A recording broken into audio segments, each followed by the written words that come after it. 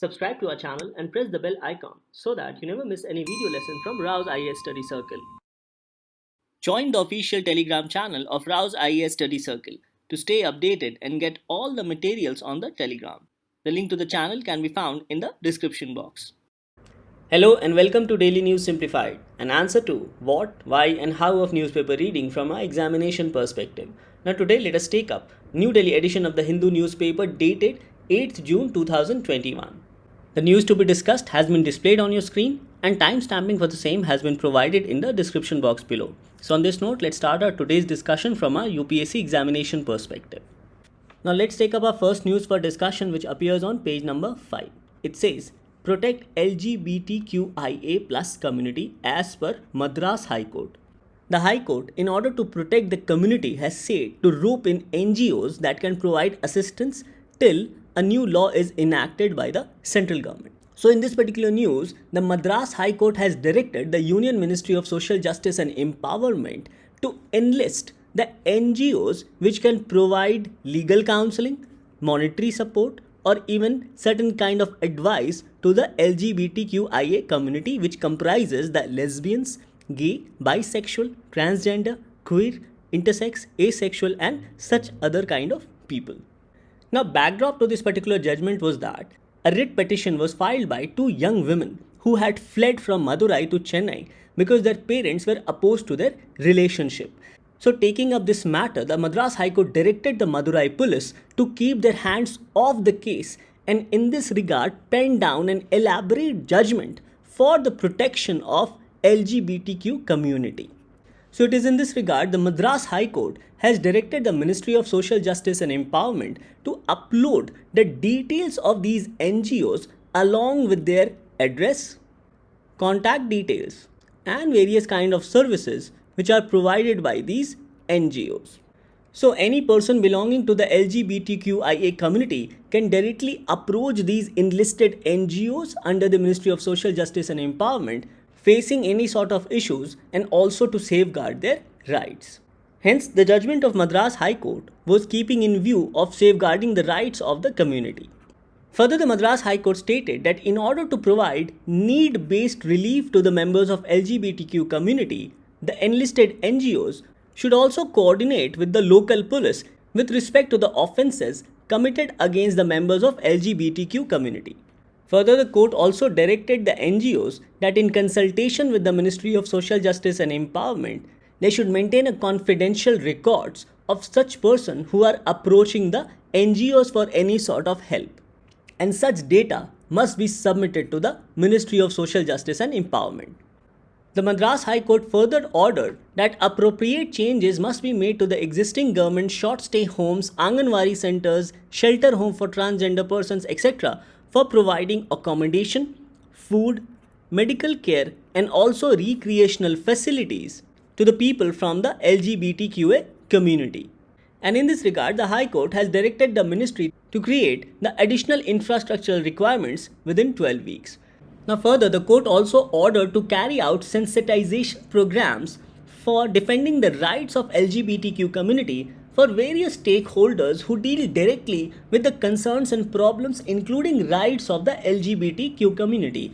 These different stakeholders include police, judges, prison authorities, health professionals, educational institutions, health workers, people working in the public and private workplaces, etc. So broadly, these are the directions which have been provided by the Madras High Court in order to protect the rights of the LGBTQIA community. So in this backdrop, let us understand some of the problems faced by the LGBTQ community, important highlights of Navtej Singh Johar judgment which was given in 2018 and also about important features of Transgender Person Protection of Rights Act of 2019. Now regarding the problems faced by LGBTQIA community, it is mostly seen that lesbians, gay, bisexual and transgender are the people who are most likely to experience intolerance, discrimination and also harassment in the society, including intolerance, discrimination or harassment in home as well as schools. Now another problem faced by this community is with respect to homophobia, which refers to the fear or hatred for homosexuality. Now, some of the factors that may reinforce homophobia on a larger scale includes moral factors, religious factors, and also political factors. Further, it is also noticed that the LGBTQ community face tremendous difficulties growing up in a society where heterosexuality is often presented as the only acceptable orientation and homosexuality is regarded as deviant. Now, this particular understanding leads to marginalization of LGBTQ community in the society. And because of this, they continue to face discrimination and exclusion in all spheres of life. Further, due to homophobia, that is, fear or hatred for homosexuality, also leads to a threat of violence on such people belonging to the community because of their sexual orientation.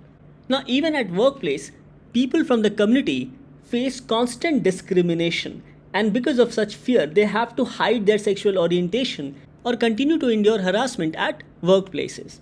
Now, this discrimination not only denies the LGBT people equal access to key social goods such as employment, healthcare, education, housing, etc., but it also marginalizes them in society and makes them one of the most vulnerable groups who are at risk of becoming socially excluded and also become prone to threat of violence because of their sexual orientation.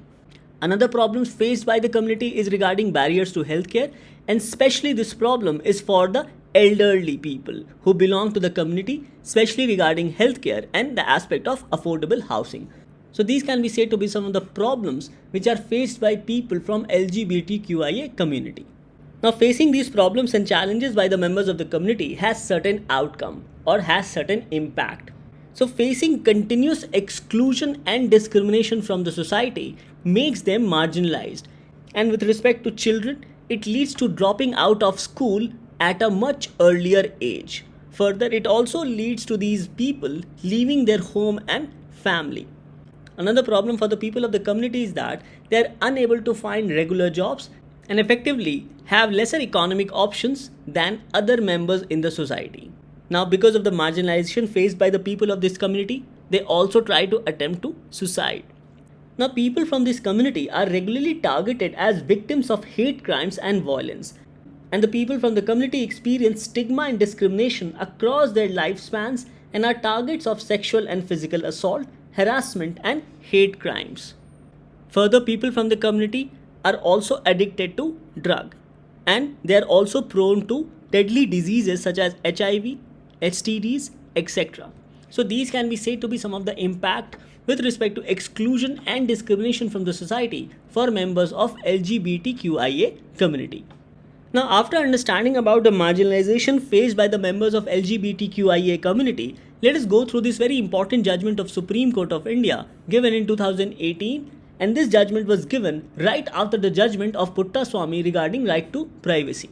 Now, this very important judgment decriminalized sexual relations between consenting homosexual adults, which included both male and female.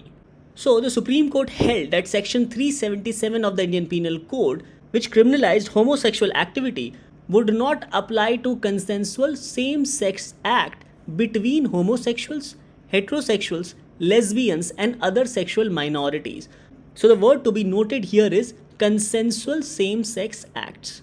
However, this provision would apply to bestiality and non-consensual sexual acts.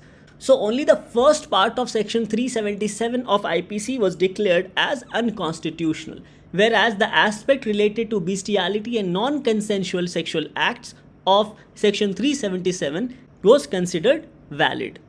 Now, during the course of this judgment, Supreme Court made very strong observation with respect to the rights of LGBT community. Now, here the court not only recognized the dynamic nature of rights illustrated in the Constitution, especially with respect to liberty and equality as provided under Article 14 and 21 of the Indian Constitution, but also stated that the concept of constitutional morality is way above the aspect of social morality. The court held that the concept of constitutional morality must be in consonance with the constitutional rights of citizens, however small that fragment of the population might be. So even if a segment of population which is very small or minor, their constitutional rights cannot be neglected by the Supreme Court. And here the court observed that a country or a society which embraces constitutional morality has at its core the well-founded idea of inclusiveness. Now, this statement can be asked either in your mains examination or even as a part of your essay. So, hence, this inclusiveness, as suggested by the Supreme Court with respect to embracing constitutional morality, becomes important for us to understand. Further, the Supreme Court also linked the aspect of right to privacy with that of rights of LGBT community. Now, the Supreme Court held that right to privacy ensures that LGBT community has a right to realization of its basic right to companionship, so long as such a companionship is consensual, free from vice of deceit, free from force, coercion, and such companionship does not result in violation of fundamental rights of others. In every other case, LGBT community has a right to realization of their basic right to companionship. And here in this regard, the court held that even if the percentage of LGBT community is less, their right to privacy must be protected. So in this aspect, the court found section 377 of IPC violative of their fundamental rights, including that of right to privacy. So here the first part of section 377 of IPC was declared as unconstitutional, as it was found to be violative of LGBTQ community's fundamental rights and also their right to privacy. So regarding section 377 of IPC, the Supreme Court held that so far as this section penalized consensual sexual activity between two adults, be it homosexual, that is man and man, heterosexual, that is man and a woman, or even lesbian, that is woman and woman, cannot be regarded as constitutional. However, the Supreme Court held the other part of section 377 as constitutionally valid, which penalized the act of bestiality where any such sexual activity between individuals has resulted without due consent. So, second part of section 377 of IPC, which dealt with bestiality and non-consensual sexual activity, was declared as constitutional and valid. So these can be said to be some of the important highlights with respect to the Supreme Court judgment of Navtej Singh Johar versus Union of India. Now, after understanding about the problems, challenges, and also about the Supreme Court judgment on LGBT community, let us go through this Transgender Persons Protection of Rights Act of 2019. Now, this act provides for protection of rights of transgenders and also for their welfare. Now, according to this legislation, transgender is a person whose gender does not match with the gender assigned to that person at birth and includes a man or trans woman, persons with intersex variations, genderqueer, and persons having socio-cultural identities. Further, this legislation provides for prohibition against discrimination against transgender persons, especially in the field of education, employment, healthcare, access to or enjoyment of goods, facilities, opportunity available to public, right to free movement, right to reside, rent, or otherwise occupy property, opportunity to hold public or private office, and access to government or private establishment in whose care or custody a transgender person is. Now, the legislation also provides for certain rights for the transgenders, including right to residence, employment, education, health facilities, including separate HIV surveillance centers and sex reassignment surgeries. Further, the transgender person shall be issued certificate of identity by district magistrate. Now, the legislation also provides for certain offences and penalties. Now, these offences is with respect to transgender person regarding forced or bonded labour, denial of use of public places, removal from household and village, physical, sexual, verbal, emotional or economic abuse, and the penalties is for imprisonment along with fine, and the imprisonment may vary from 6 months to 2 years along with fine. Now, the legislation also provides for a National Council for Transgender Persons, whose chairperson shall be the Union Minister for Social Justice and Empowerment, and its vice chairperson shall be the Minister of State for Social Justice. Now, the Secretary of the Ministry of Social Justice shall be its ex officio member. Further, the NCT also includes one representative from Ministry of Health, Home Affairs and Human Resource Development. Now, other members in the NCT also includes representative from Niti Aayog and National Human Rights Commission. Further, the council shall also consist of 5 members from transgender community and 5 experts from non-governmental organization. Now, regarding the function of the community, it shall advise the central government on formulation of policies, programs, legislation and projects with respect to transgender persons, It monitors and evaluates impact of policies and programs designed for achieving equality and full participation of transgender persons. It can also provide for reviewing and coordination of the activities of all departments of the government and other governmental and non-governmental organizations which are dealing with matters relating to transgender person.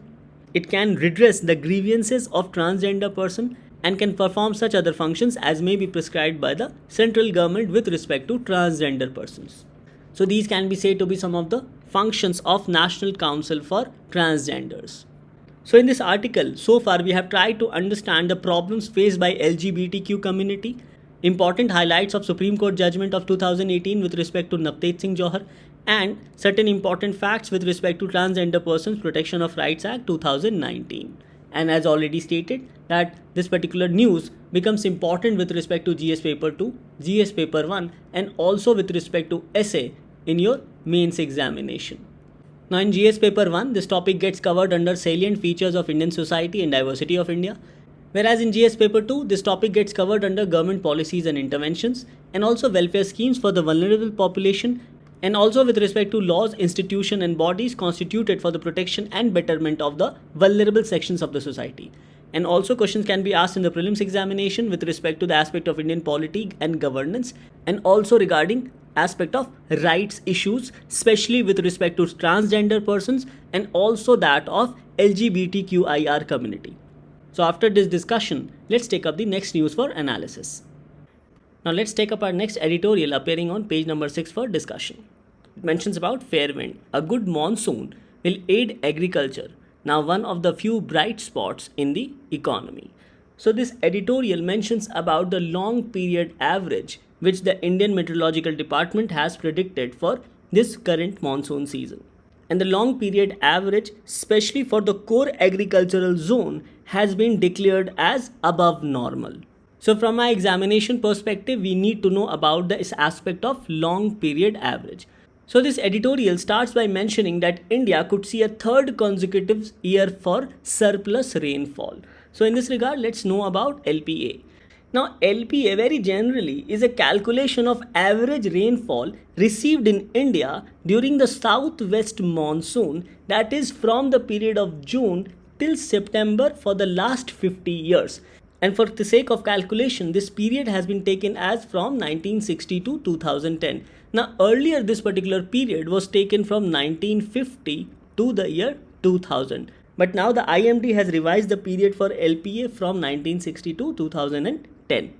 And the 50-year long period average is at 88 centimeter approx. Now for the sake of calculation, the Indian Meteorological Department has classified monsoon rainfall in 5 categories.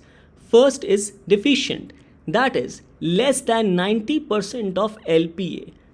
So if rainfall is less than 90% of LPA, that is less than 90% of 88 centimeter, then it can be said to be a deficient rainfall for that particular region. Similarly, with respect to below rainfall, LPA has to be between 90 to 96%. For near normal rainfall, the LPA is between 96 to 104%. Above normal rainfall, the LPA ranges from 104 to 110%. And with respect to excess rainfall, the LPA is above 110%. So this is the calculation as provided by Indian Meteorological Department. So please remember this concept of long period average basically from your prelims point of view. So this editorial highlights that for the core agricultural zone or the core agricultural area, the LPA has been predicted as above normal, which means that there would be surplus rainfall, especially in the agricultural area.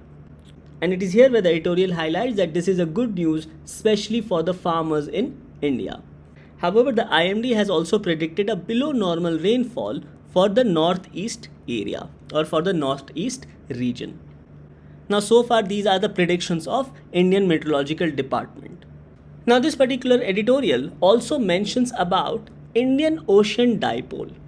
Now basically, Indian Ocean Dipole refers to the difference in sea temperature in the western and eastern part of Indian Ocean. So Indian Ocean Dipole refers to the difference in sea temperature with respect to the eastern part and western part of the Indian Ocean. So this news says that there has been a negative Indian Ocean Dipole conditions over the Indian Ocean during monsoon. Now this means that warmer water and greater precipitation will be observed in the eastern Indian Ocean. Now an important point to be noted here is that when an Indian Ocean dipole event occurs, the rainfall tends to move with the warmer waters. So with respect to Indian Ocean dipole conditions, if the warmer waters is toward the western side of the Indian Ocean, then we have a positive Indian Ocean dipole. So it means the western side of the Indian Ocean will receive more rainfall. Whereas with respect to negative ocean dipole, the warmer waters shift towards the eastern part of the Indian Ocean, and it means more precipitation in the eastern part of the Indian Ocean. So the important point to be noted with respect to Indian Ocean dipole is that when this event occurs, the rainfall tends to move with warm waters. So according to Indian Meteorological Department, the presence of a negative Indian Ocean dipole conditions over the eastern side of Indian Ocean will unlikely influence the southwest monsoon in India. Now it is also observed that IOD, that is Indian Ocean dipole movement or events, are often associated with El Nino and La Nina phenomena. Now El Nino refers to warming of the ocean surface or above average sea surface temperatures in the central and eastern tropical Pacific Ocean. Now this has an impact over Indonesia as rainfall tends to become reduced while rainfall increases over the tropical Pacific Ocean. Now just the opposite is La Nina, as it results in cooling of the ocean surface or below average sea surface temperatures in the central and eastern tropical Pacific Ocean. So when La Nina occurs over Indonesia, rainfall tends to increase while rainfall decreases over the central tropical Pacific Ocean. Now we know that during the positive phase of Indian Ocean dipole, we witness more rain around the area of Africa, whereas during the phase of negative Indian Ocean dipole, we see more rain around the areas of Australia and also around the areas of Indonesia. So we can say that IOD events can influence El Nino and also La Nina events. Now let's take up this particular question asked by UPSC in the Prelims of 2017. The question was, with reference to Indian Ocean dipole sometimes mentioned in the news while forecasting Indian monsoon, which of the following statements are correct? Options are: first, IOD phenomena is characterized by a difference in sea surface temperature between tropical western Indian Ocean and tropical eastern Pacific Ocean. No, this is the difference between sea temperature between western Indian Ocean and eastern Indian Ocean. So here the first statement becomes incorrect. Now the second statement reads, an IOD phenomena can influence El Nino's impact on the monsoon. Now this statement becomes correct as we have just seen. So the question is, select the correct answer using the code given below. So the correct answer here becomes B, that is 2 only. So in this editorial, you need to know about LPA, that is long period average, and also about Indian Ocean dipole. And question in your prelims and mains can be asked with respect to both these events under the topic of geography. The next news to be discussed appears on page number 8. The news says that draft rules for live streaming of court proceedings out. And this draft rules has been prepared under the guidance of E Committee headed by the Supreme Court Justice D.Y. Chandrachud.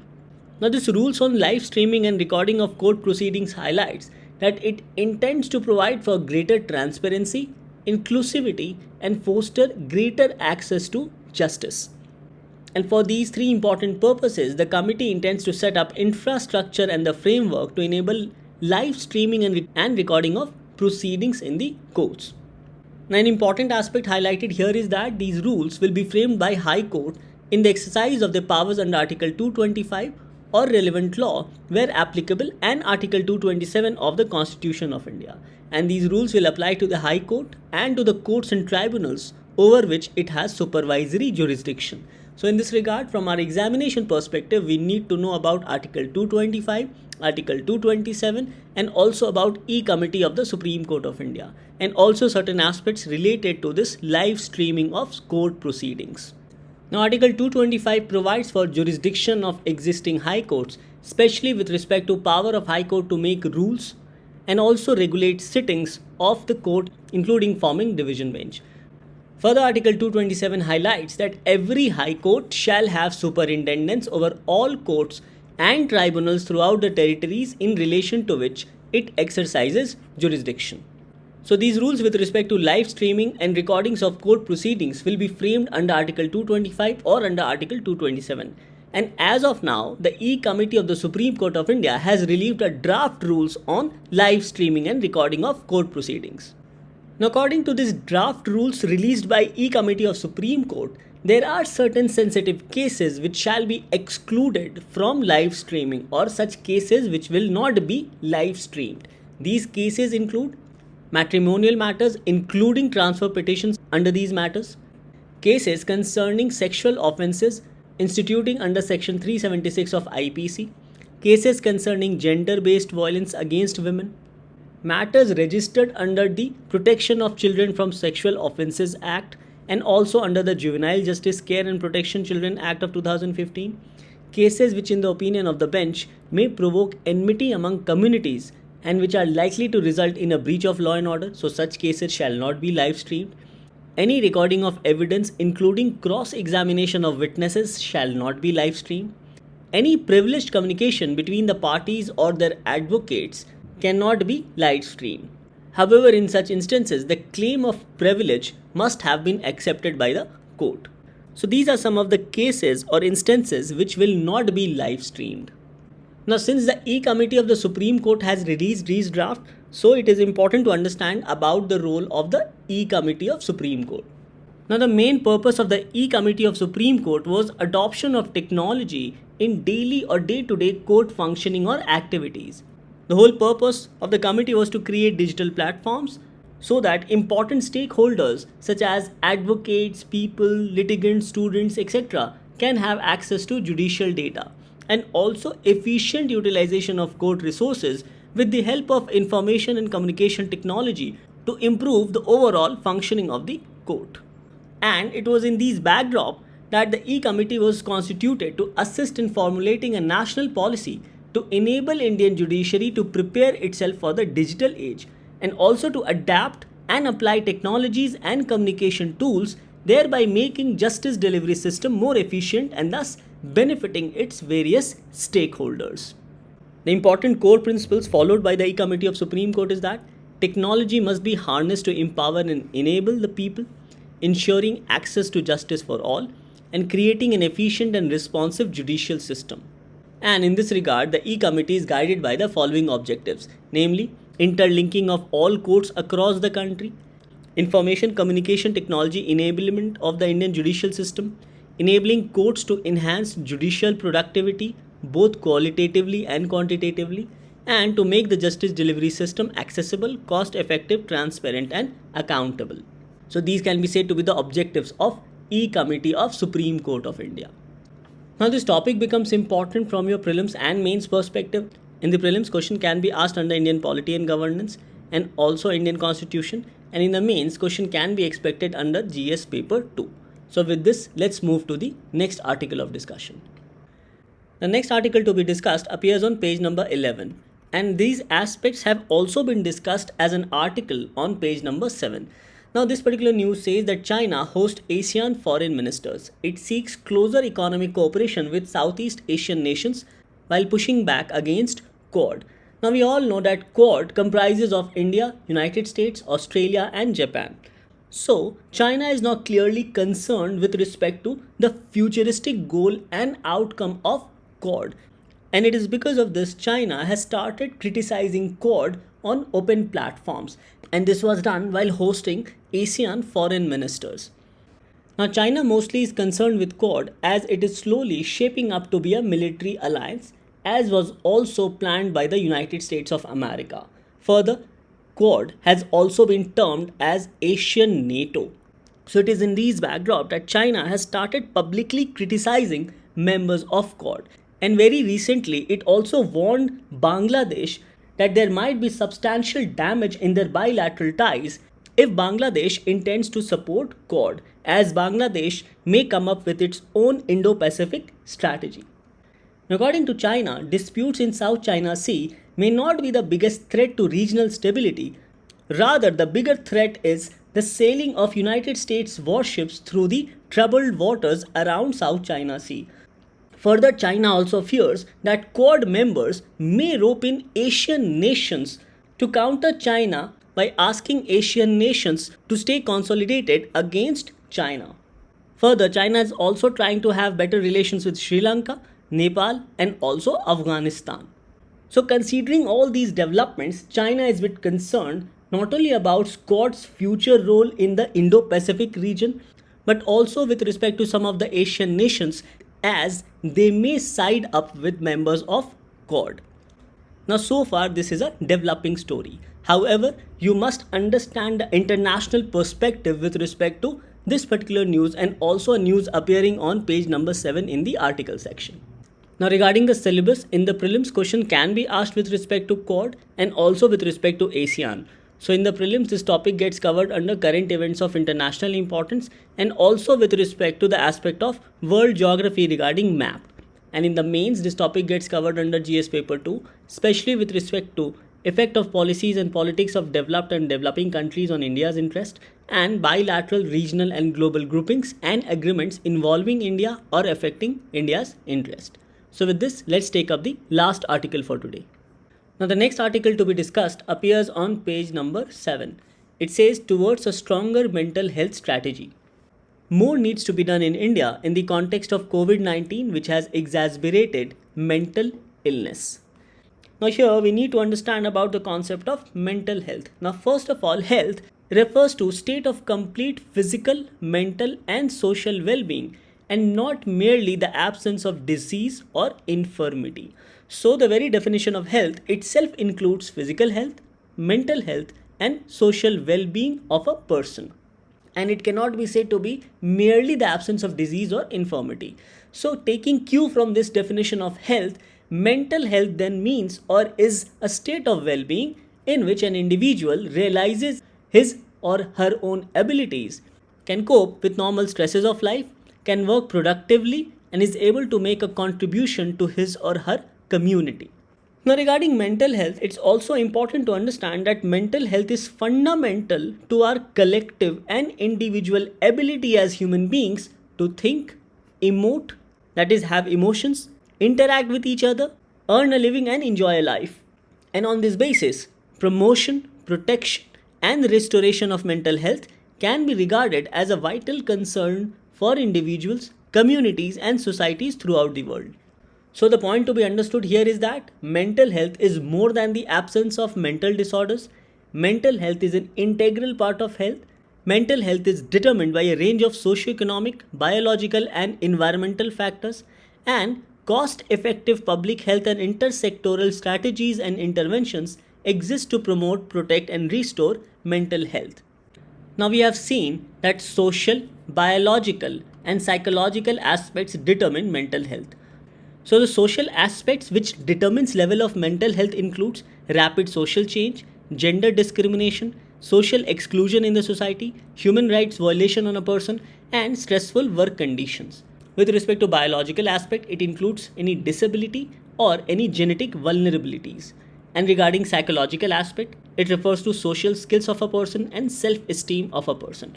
So the social, biological and psychological aspects together determine the mental health of a person. So in this regard, we need to understand the issues related to mental health care in India. The first aspect is regarding lack of awareness and also treating mental health as a stigma. So on account of lack of awareness and also treating mental disorders or mental health illness as stigma, it leads to delay in diagnosis of the symptoms. Now, as stated, mental illness is often stigmatized in India, which discourages the patient to seek proper medical treatment. Further, in India, there is also lack of adequate mental health care services infrastructure. Now, another problem with respect to mental health is regarding increased medical cost and also lack of focus by the government, as India spends less than 1% of its total healthcare budget on mental health care in 2017.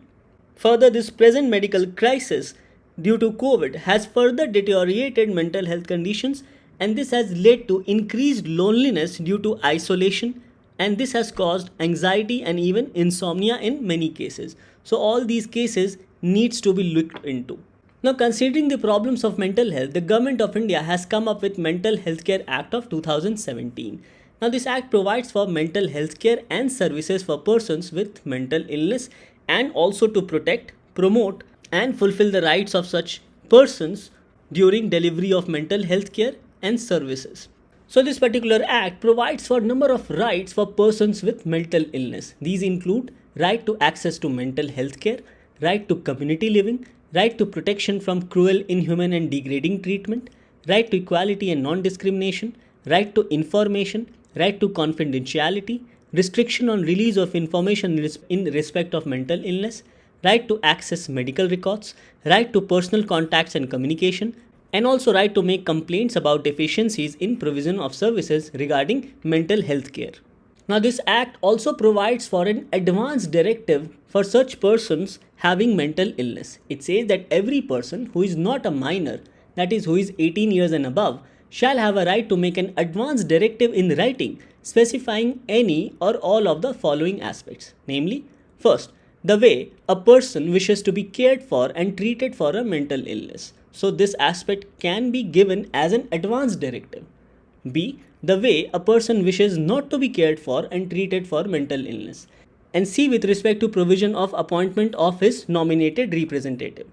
So, this provision further says that an advance directive shall be invoked only when such person ceases to have capacity to make mental health care or treatment decisions and shall remain effective until such person regains capacity to make mental health care or treatment decisions. Further, any advance directive made contrary to any law for the time being in force shall be ab initio void. So, these are some of the important highlights with respect to advance directive. Further, the legislation also provides to constitute a central and state mental health authority. So, these can be said to be some of the important highlights of Mental Health Care Act 2017. Now, based on these highlights, these can be said to be a way forward. That is, increasing awareness and sensitivity to tackle stigma associated with mental illness through campaigns like Swachh Mansikta Abhiyan. The government must increase adequate funding for mental health care infrastructure in India. Further, the government must also increase the proportion of expenditure on mental health care in the overall health budget. And there should also be deployment of adequate mental health workers with proper training. Now, this topic becomes important primarily from the perspective of GS Paper 2, especially with respect to government policies and interventions for development in various sectors and welfare schemes for the vulnerable sections of the population, including laws, institutions, and bodies constituted for the protection and betterment of these vulnerable sections. And in the prelims, question can be asked with respect to the aspect of rights issues. Now, after our discussion, this becomes your practice question for the day. So, the question is, consider the following statements. First, High Court shall have superintendence over all courts and tribunals throughout the territories in relation to which it exercises jurisdiction. Second, High Court shall have power to issue to any person or authority, including any government, directions, order or writs for the enforcement of any of the rights conferred by Part 3 and for any other purpose.